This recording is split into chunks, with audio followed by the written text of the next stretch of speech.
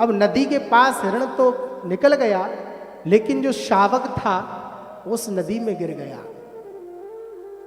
उस मृग शावक को भरत जी ने देख लिया और जो देखा डूबने लगा तो पकड़ लिया, जैसे तैसे बचा के बाहर निकाला बंधुओं।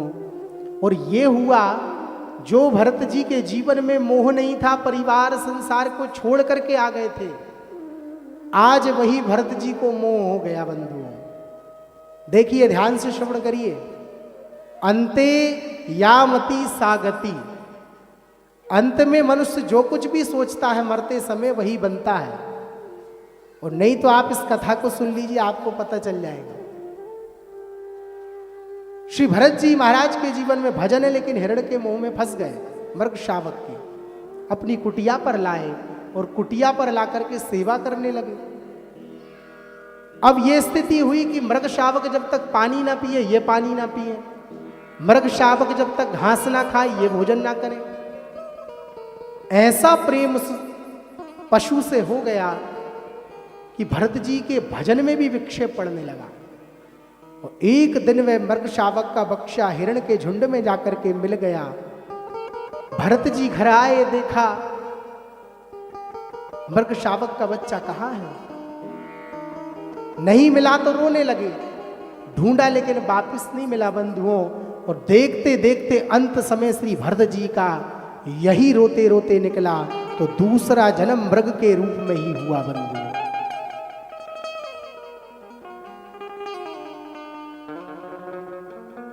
अंते यामति सागति, अंत में जो सोचोगे वही बनोगे। जीवन में याद रखना, कितना ही आप भजन कर रहे हो, लेकिन संसार अगर आपके दिमाग में बैठा हुआ है तो संसार का चिंतन ही मरते समय आएगा। और जीवन में अगर भजन जुड़ गया बंधुओं, खाते समय, पीते समय, बैठते समय केवल भगवान के नाम का आश्रय अगर आपने ले लिया तो ये नाम का आश्रय आपको भव से पार उतार देगा।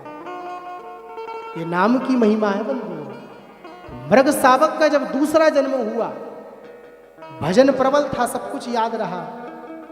दूसरा शरीर जब छूटा तो तीसरा जन्म हुआ अंगीरा गोत्री ब्राह्मण के यहां। लेकिन अभी भी भजन का प्रभाव तेज था। मोटे से हट्टे कट्टे हुए जड़ भरत जी। जड़ भरत कैसे नाम पड़ा वो भी बताते हैं। अब ये भरत जी से माता पिता ने सेवा करने का बोला। बोलते किसी से कुछ नहीं थे, हट्टे कट्टे से थे।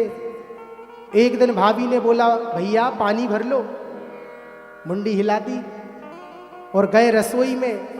पानी की महाराज जो नली ली और पानी भरना प्रारंभ किया तो ग्लास, कटोरी, चम्मच, गंजी न जाने क्या क्या भर डाले और इतना कमर तक पानी भर के किचन में खड़े।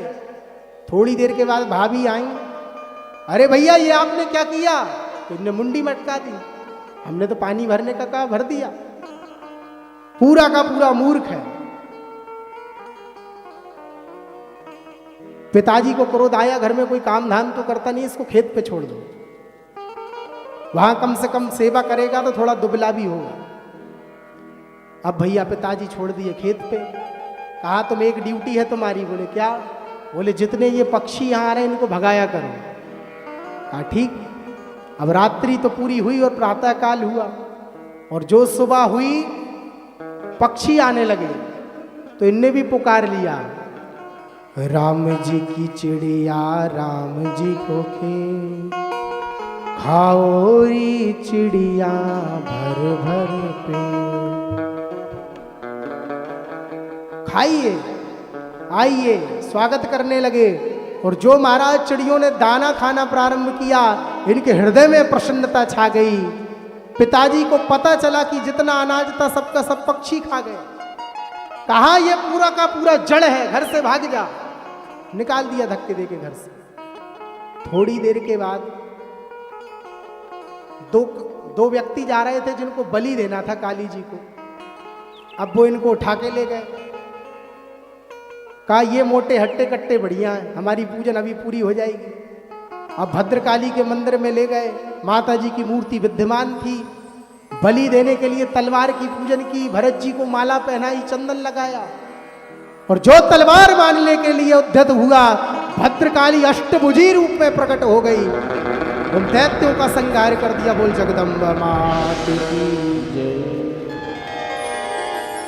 भरत जी समझ गए ये है मेरे भजन का प्रभाव जो आज तीसरे जन्म में मुझे प्राप्त हुआ। और अब भरत जी चिंतन करने के लिए एक वृक्ष के नीचे बैठ गए। बंधुओं, ध्यान से श्रवण करिए, बड़ी सुंदर कथा है, अभी कथा पूरी नहीं हुई। अब वृक्ष के नीचे बैठे तो रहुगण नाम का एक राजा था जिसकी पालकी जा रही थी। अब उसमें दो कहार बीमार पड़ गए। अब फिर यही पंडित जी के ऊपर नजर चली गई, अच्छे मोटे हट्टे कट्टे दिखाई पड़े, बोले इनको ही रख लो। पालकी में लग गए, पालकी चलने लगी। थोड़ा आगे पालकी गई, एक चींटी पांव के नीचे आई। जो चींटी पांव के नीचे आई, इनने छलांग मारी। छलांग मारी तो पालकी उचकी, पालकी ऊपर हुई तो राजा का सिर पालकी में लग गया। बंधु, राजा गुस्सा होने लगा, बोले कैसी पालकी चला रहे हो? बोले एक कहार बीमार पड़ गया था इसलिए नया कहार लाए, मोटा हट्टा कट्टा। पहली बार तो ज्यादा कुछ नहीं बोला, फिर आगे बढ़ी पालकी, फिर चींटा आ गया पैर के नीचे, फिर छलांग मारी चींटे के ऊपर तो पालकी उचकी, पालकी उचकी तो राजा का सिर फिर पालकी के ऊपर लगा। अब की बार चिल्लाया, हे मोढ़ारा सद्भद्र मत क्रमति विषमुयते मानुनीति। तुझे समझ में नहीं आता कि राजा रहुगण की पालकी है? अभी तेरा वध कर दूंगा। उतर करके तलवार निकाल ली बंधुओं, और जो तलवार निकाली, आज भरत जी 2 जन्मों के बाद में बोले हैं पहली बार। क्या बोले? बोले तो इतना सुंदर बोले, कहने लगे राजन तुम मुझे नहीं मार सकते, क्योंकि ना तो मैं शरीर हूं, ना मैं मोटा हूं, ना मैं पतला हूं, इसलिए तुम मुझे नहीं मार सकते। राजा समझ गया ये तो कोई विद्वान मालूम होते हैं। पंडित जी जल्दी बता दो आप कौन हो, क्योंकि मैं ब्राह्मणों का बहुत बड़ा सेवक हूं, मुझे आप ज्ञानी मालूम पड़ते हो।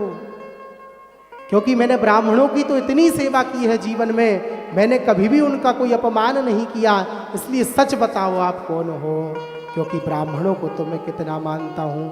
भगवान भी कहते हैं इंद्र कुल सम